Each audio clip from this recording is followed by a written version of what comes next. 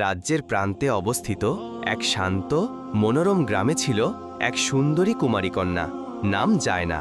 সে ছিল যেমন রূপবতী তেমনই ধর্মপরায়ণ।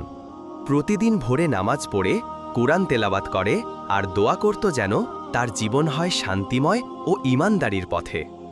একদিন বিকেলে সে যখন তার ঘরে বসে নামাজের প্রস্তুতি নিচ্ছিল, হঠাৎ দরজার নিচ দিয়ে এক বিষধর কোবরা ঢুকে পড়ে।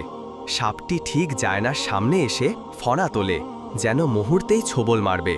কিন্তু আশ্চর্যভাবে জায়না চমকালো না, দৌড়ে পালালো না।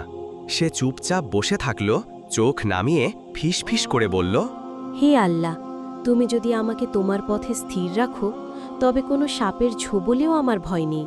আমি তোমারই বান্দি। আমার মৃত্যু যদি আজই হয়, তবে আমি তাওহীদের বিশ্বাস নিয়ে মরতে চাই। কিছুক্ষণ পরে এক অলৌকিক দৃশ্য দেখা গেল। সাপটি ধীরে ধীরে তার ফণা নামালো, চোখ নামিয়ে জায়নার পায়ের কাছে এসে চুপচাপ বসে থাকল। সে যেন জায়নার বিশ্বাসের সামনে নত হয়ে গেল। এই ঘটনা দেখে সবাই হতবাক হয়ে যায়। এক বুড়ি মহিলা কাঁদতে কাঁদতে বলে উঠল, এমন ঈমান, এমন বিশ্বাস, আল্লাহর রহমত তো এর উপরই বর্ষিত হবে।